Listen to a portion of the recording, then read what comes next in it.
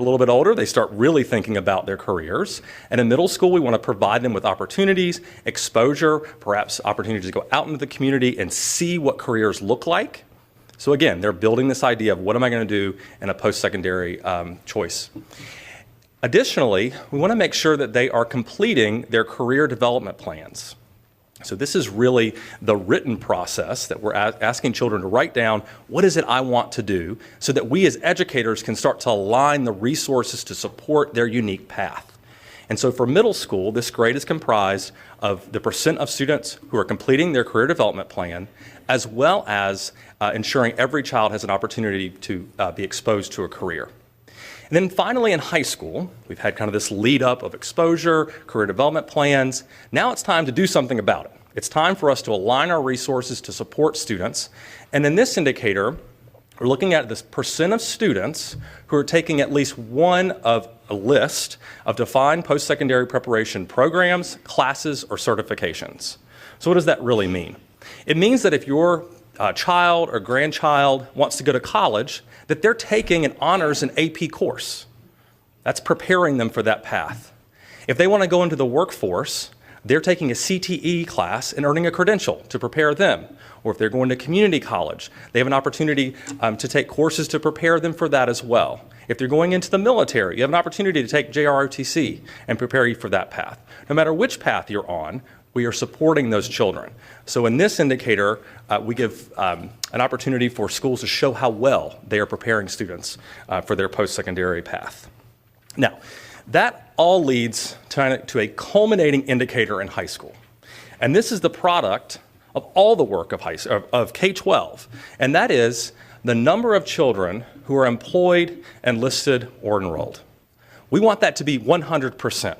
That all children who leave North Carolina public schools are prepared for one of those three options. They're not weighted differently, they're equal. It's based on the child's passion and interest in their path. If you have ever had the opportunity to be at a graduation and shake a bunch of sweaty hands of graduates, I used to ask kids questions. What are you doing next year? The answer I don't want to hear is, I don't know. The answer is not, I'm going to be at home with mom and dad. That's not the answer. We want to know that you have a trajectory toward the future. And so this looks at the intent of a child to be employed, enlisted, and enrolled. So what we would accept as evidence in this case might be an acceptance letter from a college or a community college. It might be an enlistment letter from the military. It could be a signed letter from an employer saying that you have a job after you graduate. So this allows us to really think differently about what it means to come out of the K-12 system. To me, this is the culmination of 13 years of education and all the funding that we put into K-12, right? It's to get kids prepared to be employed, enlisted, or enrolled, and citizens in our community. All right, the next readiness indicator is one that you've seen before, and this is the high school graduation rate. This still remains a gold standard for ensuring that kids are actually graduating. What we're doing here is including the 4-year graduation rate, which is our kind of gold standard of ensuring kids get across the graduation stage, but it also includes a 5th year. And that's important because there are many educators in the 9-12 space who work very hard to get a subset of students across that finish line. Students that may have had challenges in their high school experience. Our current model provides really no credit to those educators who do the extra work for a small amount of students to get them across the finish line. So for this indicator in high school, we're looking at the percent of students who complete graduation requirements within both the 4 and the 5-year time period.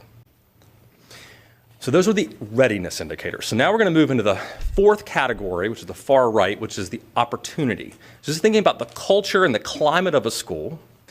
And it starts, we believe, with intra and extracurricular activities. So this is the percent of students who participate in at least one intra or extracurricular activity. This is important because these are the elements outside of content, outside of academics, that engage children.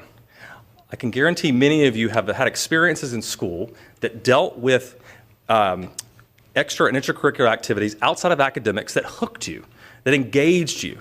Those could be sports. They could be a club that you were in, student body government, those types of things. We want to be able to incentivize to schools to say every child should have one of these opportunities. So this indicator specifically looks at the percent of students who are participating in at least one inter or extracurricular activity. There are two more inside of opportunity for each of the grade levels. Next one is chronic absenteeism, and this is kind of a dire space. The statistics on chronic absenteeism are not good. In 2021 and 2022, 31% of North Carolina public school children were chronically absent, missing greater than 10% of the school year. That's 18 days. It's almost a full month of instruction. But when we look at 31%, that's 500,000 children across North Carolina were not in school. We believe that for all the rest of the indicators to work, kids have to be at school. And so this indicator looks at the percent of students whose absences exceed 10% in daily membership, so those who are chronically absent. And this holds the entire community accountable to ensuring kids come to school. And that burden lies with both parents and school system administrators to ensure that kids get to school. And there are many strategies that we believe could be employed to ensure and to help bring children to school. The final indicator looks at school climate, and specifically the culture and environment that students learn in and teachers teach within. We know and that all children deserve a good school culture and climate. We have ways of measuring this. You guys may be familiar with the North Carolina Teachers Working Condition. It allows us to measure school climate and understand what it's really like. Once those doors are closed at 7:30 and school begins, what is school like? Do teachers want to be there? Do kids enjoy learning? Do they feel welcomed in that space? We can measure that and then look at the percentage of teachers who are affirming the qualities of a great school environment. So we believe that these indicators hold us more accountable, not less, and provide additional visibility into high-quality schools in North Carolina and what those look like. We believe that once you look at metrics like this, it changes the conversations in schools. Imagine if you were at a high school where before you're mainly worried about your EOCs and graduation rate. Now we're asking you to think specifically about all kids being employed, enlisted, enrolled. My guess is that if this were to be enacted, we will see the conversations in high schools change across the state. And it will change in a way that all kids are being prepared to be employed, enlisted, or enrolled. The same is true of all of these indicators. And now I'll turn it back over to the State Superintendent.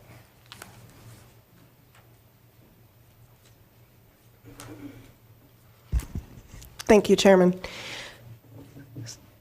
So we are going to, I believe the Chairman's going to give an opportunity to ask questions in a moment, but I hope that what you've heard is that this proposal creates a more robust state accountability model that is the best way for holding schools accountable for providing a high-quality education. For example, if kids are not at school, they cannot learn. There's national data, multiple studies that show that when children are chronically absent, they lose an entire letter grade in performance. So that is critical to understand. We also think it's important that we measure school climate, not just for school safety and teacher safety, but also because we know that good principals keep good teachers, and that when this climate is not good, teacher turnover is higher.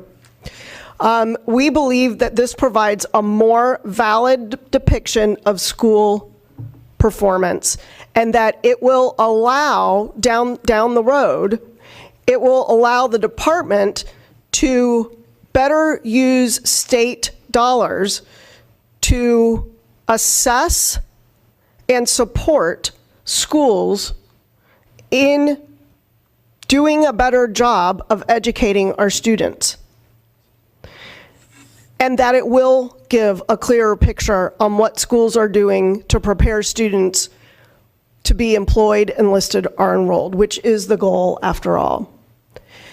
What we're going to be asking for is a single piece of legislation that allows for a pilot to begin in the fall, which would be volunteering of districts who want to be a part of the pilot, while we run our current model alongside the pilot model.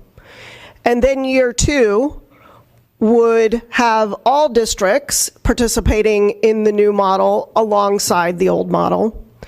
And then year 3 would be, we're just using the new model. It's important for this body to understand that we worked with national assessment experts in devising this. We convened a stakeholder group of folks from various backgrounds all across the state. And then our final working group was only local superintendents. Over 50 local superintendents participated in the final plan that you are seeing today. And this has been shared to date with all of our local superintendents. So with that, Mr. Chair. Thank you, Superintendent Truitt, for those words, and we have appreciate you coming and bringing this information to us today. I'm sure there's a bunch of questions. I'm going to start with our chairman, John Torbett. He had a question there. Hey, good afternoon, Superintendent. Thank y'all for being here. I'll just start with anything that enhances or accelerates our children learning in the classroom, I support. Okay, period. I think everybody in this room would say the same. But on some of the things you were saying, I got some questions. You were saying about the going to the grading system, the 8th through 12, talking about the Fed, a lot of that's the Fed stuff for funding or whatever, but you made a comment that no one's minding the store, I think was a statement you made, and you ran up to that, and that was kind of like the closing on that. And when you say, first thing popped in my mind is who are they? When you say they aren't, no one's minding the store, who's not minding the store? And along with that, the second part is why aren't they minding the store? So what I mean when I say no one's minding the store is that once a low-performing school, by law, submits a plan to the Department of Public Instruction for how they're going to improve and not be a DRF school anymore, if that school becomes a DRF school in perpetuity, which we do have districts that have been chronically low performing, or schools that are chronically low performing, there is no recourse for the Department of Public Instruction to come in and enforce anything that is part of that plan. Now, if more than 50% of a district's schools are low performing, the State Board of Education can come in and replace either the local board if they are the issue, or they can work with the local board to remove the local superintendent. But that is not the same thing as coming in and helping teachers get better at their jobs or helping principals become better leaders. Okay. So that's what I mean when no one's minding the store. Follow up, Mr. Chairman. On a second note, you were talking about, I think the good doctor was talking about the 5th year senior, for lack of a better term. And I understand that, and I can see where you come up with that, because that's the current trajectory for a lot of kids these days. I mean, that 5th year. But could we not address it to expedite the first 4 so we still keep them on a 4-year plan once we determine they're probably going to be a 5th year or chronically situated in that position? Can we not expedite that to work on the problem instead of extending the problem for another year? Yeah, so we believe that the overall picture that we've tried to present here, preparing students as early as, elementary school, thinking about this career trajectory does just that it puts students on a 4-year path to leave public schools enrolled, enlisted, or employed. And I do think it's important to note that 5th year, it's actually a relatively small number of students who are in that 5th year. That's what I mean. It seems like we could pinpoint who that small. It's not a large number. But expedite in that 4th year to keep them from being a 5th year, I guess is what I'm saying. So. Yeah, so I actually don't disagree with what you're saying, and this is a perfectly good example of what I'm talking about. If I were a turnaround coach employed by the Department of Public Instruction, and I had the ability to go into a high school that had a higher than normal number of fifth-year seniors, there are some specific things that I could do that I know work in order to make sure that kids are graduating in 4 years instead of 5 years. That's exactly right. But back to this, who's minding the store?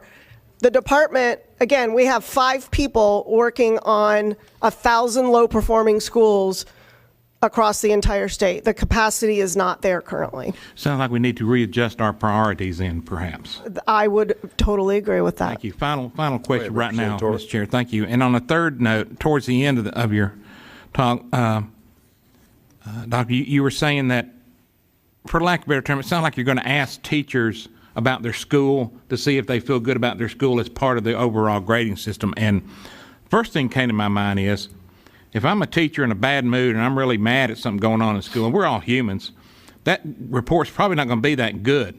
But if that report isn't that good and you know that teacher is languishing in something, then what do we do to help the teacher? I mean, do we just go on, or is that just a report process and then we move forward, or do we go in there and correct what issues those teachers have brought forward?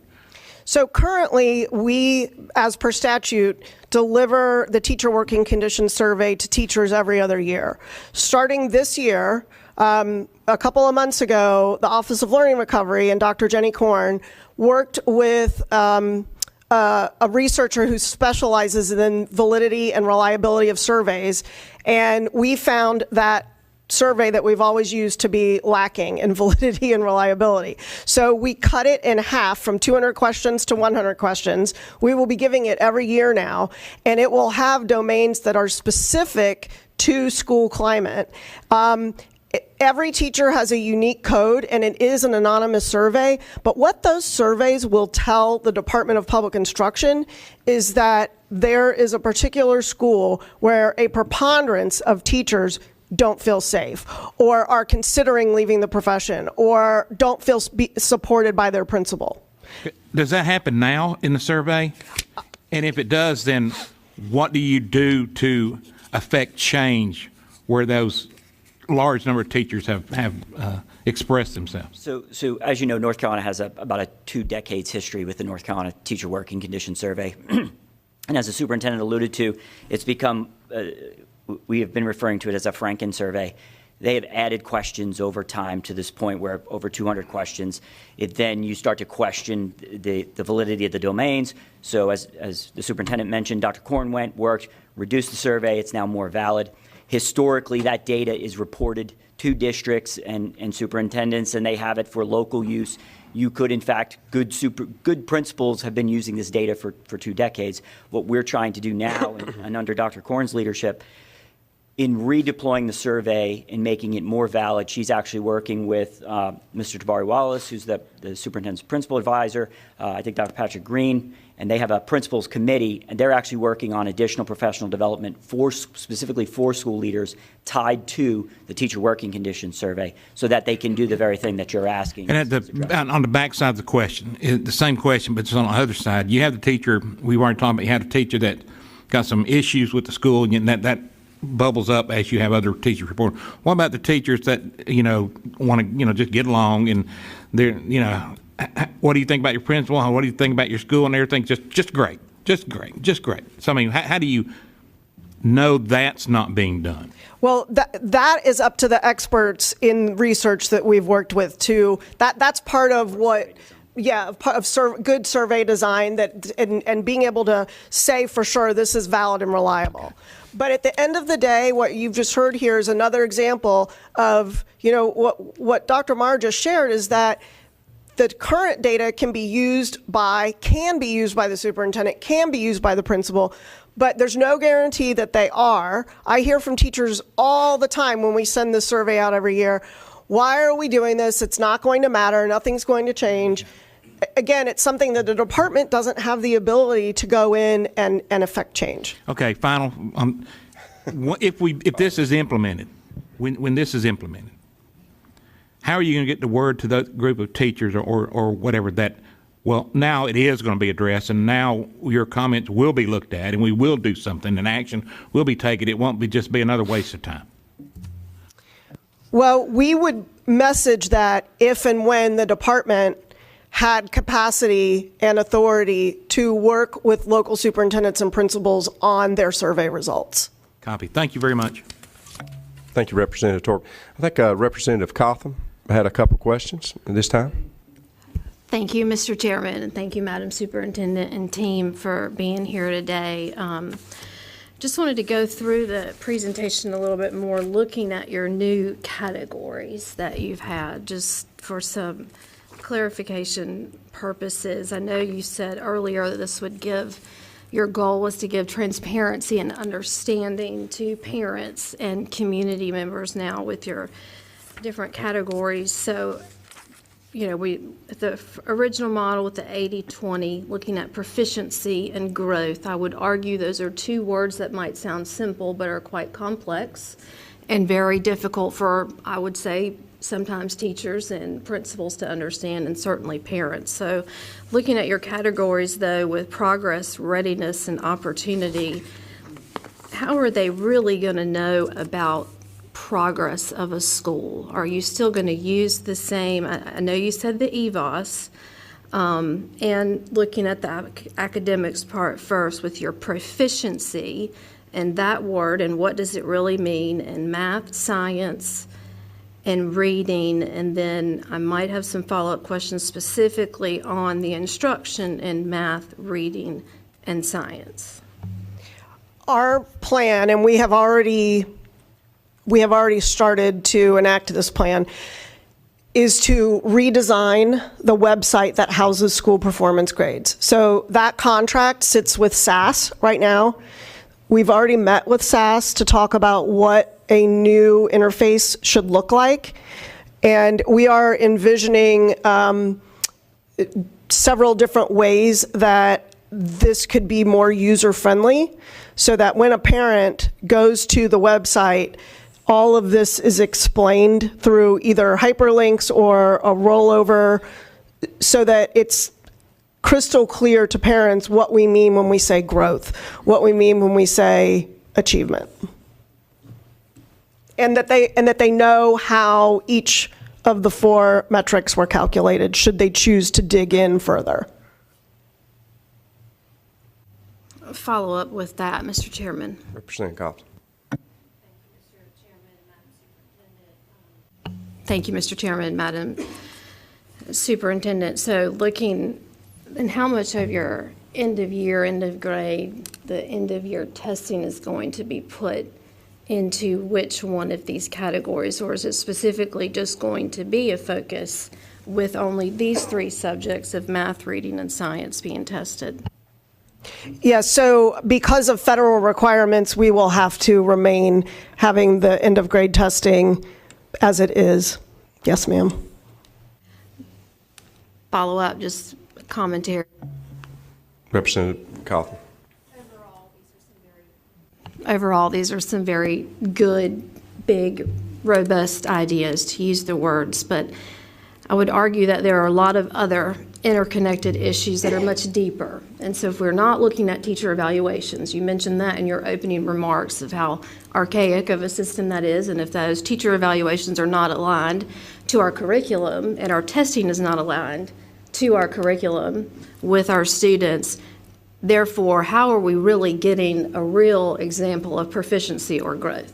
I think a lot of scholarly arguments could be made that we are not, and that has been a tremendous issue in North Carolina for decades now, having started serving here decades ago, I hate to admit.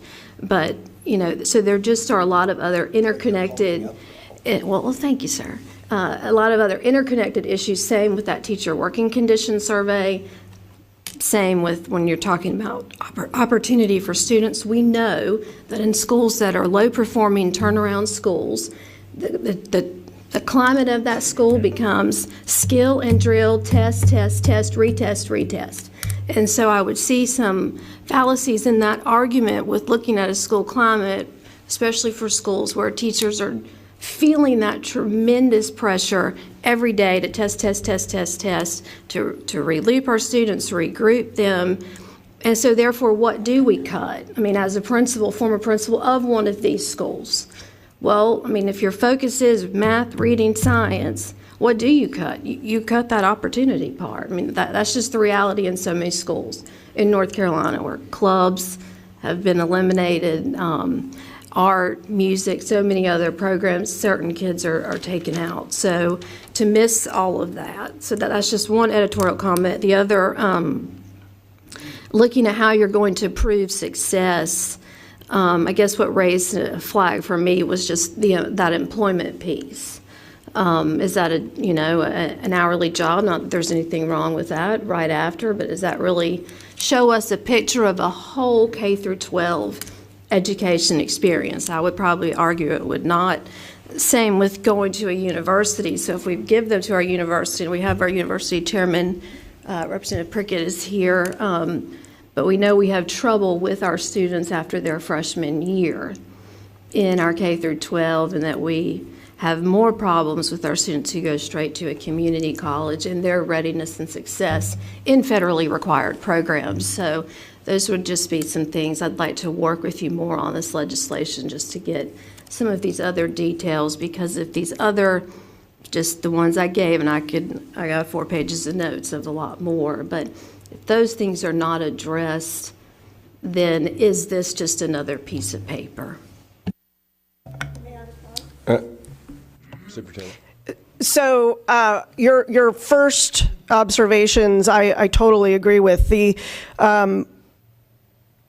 The question about how we support teachers and principals is paramount to what we're trying to do. And I think what we're arguing is that we can't even do what you just suggested in your first observation until this is in place. And then once it's in place, we would have to come back to the legislature and say, here's what we've seen, and here is what we need in the way of human capacity at the department to go in and provide professional development to teachers on how to align your daily instruction to the North Carolina Standard Course of Study. Follow-up just specifically on that. I guess one would then argue, or I would, if a school principal and local leaders do not know how to do that, and we're waiting for DPI to do that with only 5 people that you stated for half of our schools that are at low performing, we are doing a tremendous disservice to students and families and communities. And once again, the principal leadership issue matters. It's mattered for over 50 years, I would argue, in this state, and needs to continue to be addressed. I'm glad we have a superintendent coming up next. I know he has his own presentation, but just to hear from someone on the ground, because if a principal does not realize that he or she is in this trouble with a low-performing school and doesn't have a plan, doesn't know how to use data, doesn't know how to look at a teacher evaluation and design it on, to curriculum, that is a much bigger issue, and we won't get the real results. I totally agree. Thank you, Representative Cotham. We have many more members. I do have a couple of questions, Ms. Superintendent. I guess one of the big blaring items is, how much will this cost? It sounds good. Is it going to cost the taxpayers? What are we looking at financially as far as this program? So in order to get the legislation that I described at the end of my presentation in for the short session, it will not cost anything. So what I would say moving forward is what I just mentioned to address Representative Cotham's comments, is that in order for us to be able to support principals and teachers whose data indicate that they need support, the department would need to have the capacity to do that. And so therefore we would need to look at, well, how many people do we need? And what I would argue is that this is why I have not asked this body for money to support low-performing schools to date. And this is exactly why. Because we have to fix this before we can come to you all and say, we need X amount of dollars in personnel who can go in and support low-performing schools. So eventually we would come back for an ask. Follow-up question for you. So I didn't hear a lot about the 15-point scale, and I know a lot of schools are going through things, and they're in a district where their school is maybe a C school or a D school, and they moved up 12 points, but the staff and everybody, they're excited, but the parents are not because they don't see that letter grade coming up. Does this take more of that into account and give more credit for that? Because there's a lot of schools that they hitting 12, 13, but they don't hit that 15 mark. Sure. So the scales that we would be looking at, we'd have during the pilot will give us some sense for data around some of the indicators that we just don't have data yet for. For example, employed, enlisted, enrolled. We don't know what that looks like. So we would look at the pilot data to then develop what the scales might be. And so we would have to take an intentional look in that space. But I do believe by having 4 separate letter grades, it does provide additional visibility into what's happening in that school. So it might not be that we've moved from a C to a B yet, but in another category we have moved. And so as part of this work, we are looking at the 15-point scale and looking at what constitutes an A based upon all the pilot data, because there's lots of new data here to consider as part of this work. All right, one more question. You may be for Superintendent Truitt, I'm not sure. So I'm gonna throw a monkey wrench into it. Don't kill me. So I like your 4, your 4 different sections, grading system. Have you thought about using those as like an average? Because when parents look at school, they know, A, B, C, D. Have you ever thought about using like A as 4-point, B as a 3-point, and so on and so forth? Give an average, still use the breakdown where we know where we need to work at, because I think we need to work on them, but grade the school with an average of that data. Has that been considered? So we absolutely discuss that with our stakeholders and with our local superintendents. And the issue with doing that is getting into the weighting. So weighting with a T. So how would we weight chronic absenteeism equal to school climate, or would chronic absenteeism be weighted more? I think also when you I mean, this is certainly something that someone can disagree with me about, but I maintain that having 4 separate grades that are clearly laid out. You have to be educating your child at least now up to the age of 16. And I think maybe, just maybe, if we emphasize that throughout the great state of North Carolina, we can cut that 30 perhaps down to 10 in a matter of just a few weeks. But that would be my goal. I hope y'all would do something about that as far as re-educating, alerting, and focusing and mandating the truancy laws that we have in the books of North Carolina. Superintendent Truitt. Yes, thank you. So we would definitely be willing to do that. It would require cooperation on the part of the court system and the juvenile justice system, because they are technically the group that is responsible for enforcing the truancy laws. So yes, sir. Representative Willingham has a question. Thank you. I got one question, and it might be a comment.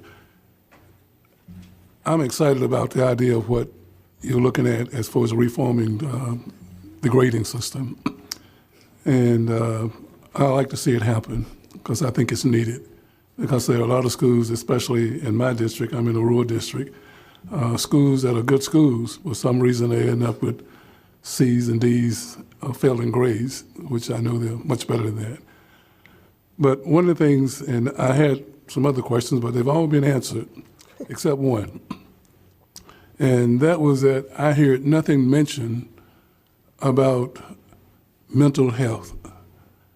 And I think that has a lot to do with, especially you're talking about chronic absenteeism, behavioral problems. And we know that there is a large number of students, our children, who have some mental health issue or can be identified.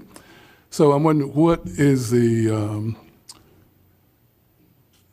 your office doing to try to make sure that this is included? And I know one thing that should be included, day treatments in the schools. I know, for instance, in the western part of the state, most of them have that.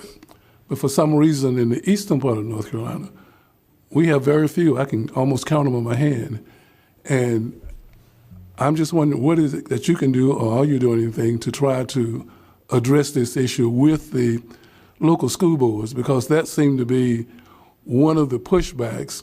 And I've worked with a number of schools in my district and the educators there, and it seems that the superintendents and the school boards, that they don't understand that mental health is really, it's real, and it is the root of a lot of the problems that we're experiencing with our children, especially when it comes to behavior and absenteeism. So could you just kind of Sure. bring up on that? Yeah, ma'am? Thank you, sir. Thank you for the question. There's no doubt that mental health challenges stemming from school closures are contributing to the chronic absenteeism we're seeing in our state. The number one cause of death for 10 to 14-year-olds in North Carolina right now is death by suicide. The challenge here is that mental health services sit outside of the school accountability model. Now, that doesn't mean that when we come back to you and ask for support, financial support, and how we can reach into schools, that mental health supports might not play a place in that. But last session, we did ask for $100 million so that every school in North Carolina that didn't have a school nurse could have one. But that was not funded. The Center for Safer Schools, which was created by the House a decade ago, sits at the Department of Public Instruction.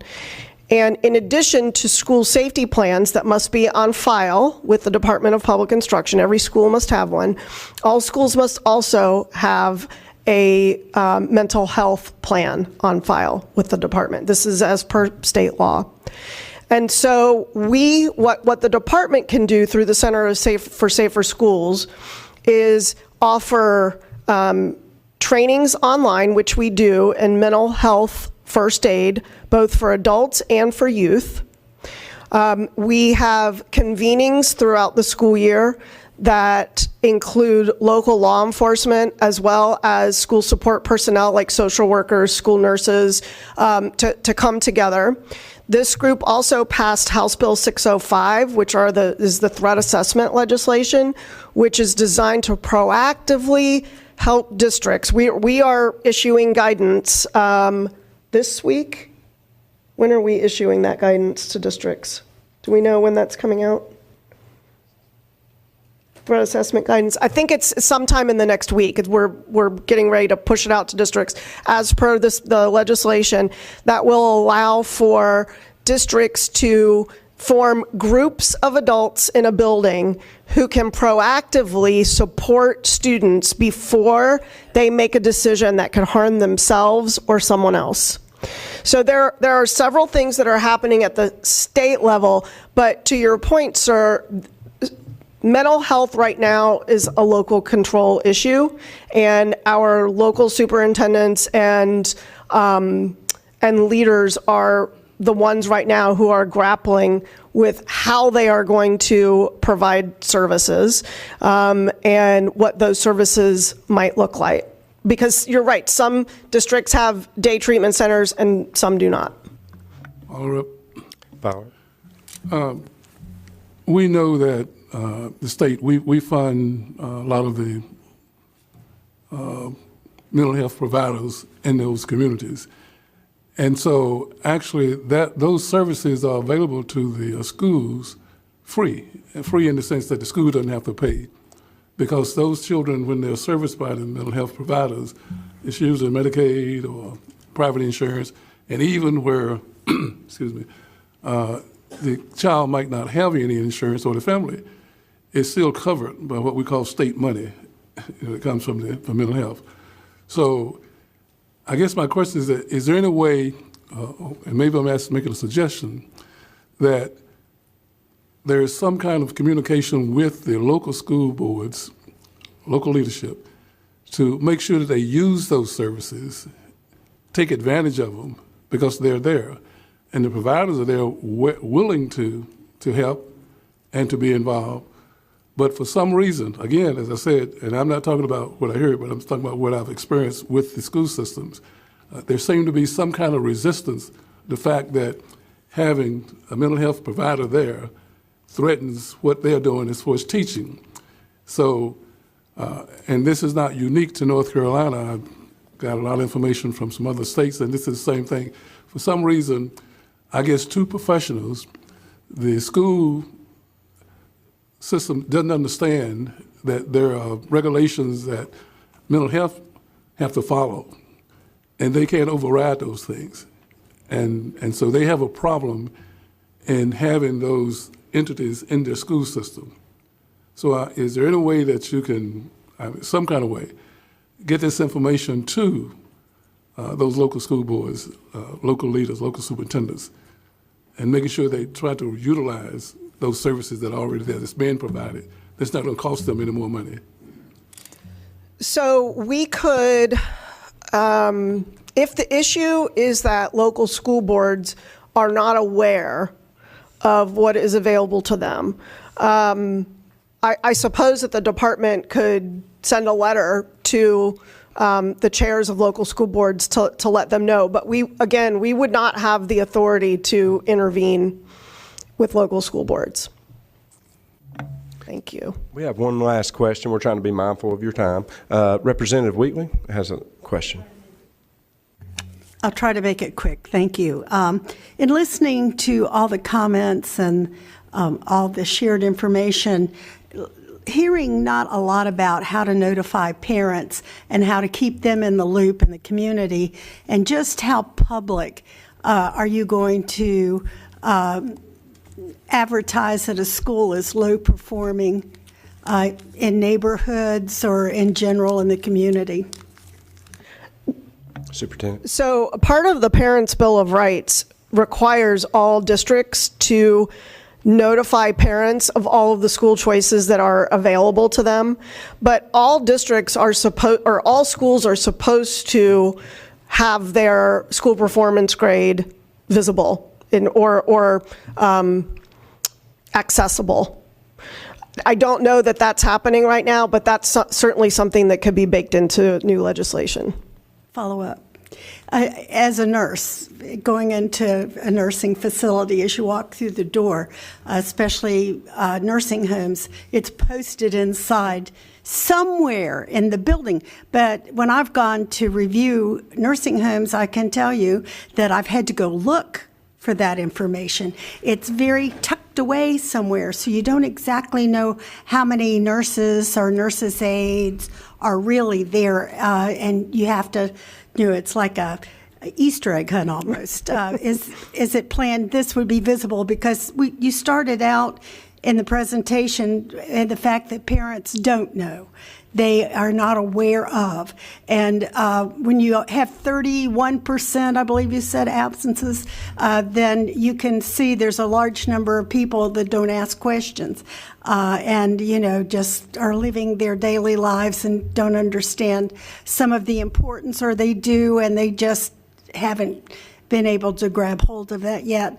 So I'm just, interested if it's going to be not hidden, but very, in a good place where when you come in the building as a parent and during PTA meetings or whatever, it's going to be advertised or told. Yeah, I think that that's a really good idea, actually, and there is nothing that says that the legislation could not include a requirement that the school performance grades be posted. Superintendent Truitt, we want to thank you for your time. Appreciate each and every one of you coming, your staff here today. Guys, we're going to take a 5-minute recess. We're going to be really sharp with that. 5-minute recess.